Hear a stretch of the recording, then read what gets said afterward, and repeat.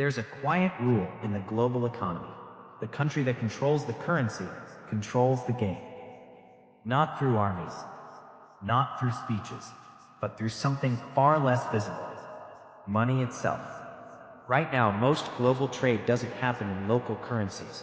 It happens in a few dominant ones, especially one. Which means even countries trading with each other often settle in a currency that isn't their own. That detail sounds technical, but it changes everything. Because the currency you use determines the power you have. Start with something simple. Trade. A country wants to import oil, or machinery, or technology. Doesn't always pay in its own currency. It pays in a global one, which means first, it needs access to that currency. So how does it get it? Exports, foreign investment, already. You can see the pressure building. To participate in the global economy, you need a currency you don't control. Now imagine two countries. One issues a global currency, the other doesn't. The first country can create money that the rest of the world needs. The second country has to earn it. That's the imbalance. One prince, one wood store. Now scale that across the entire world. Countries holding reserves in foreign currencies. Central banks storing assets they didn't issue. Global demand flowing toward a few monetary systems. And suddenly, currency becomes more than just a medium of exchange. It becomes leverage. Here's where it gets more subtle. When a currency is widely used globally, demand for it stays high. That keeps it relatively strong. And a strong currency has advantages. Imports become cheaper. Borrowing costs stay low. Investors feel safer holding assets in that currency. Capital flows in, which reinforces the system.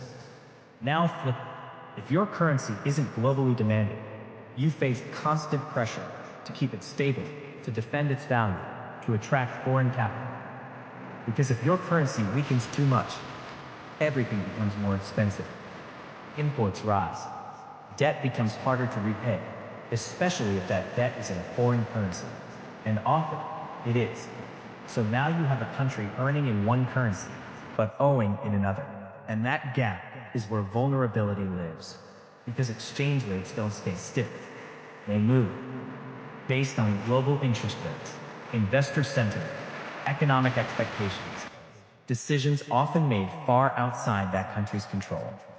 So even if a country manages its economy carefully, a shift somewhere else can change everything.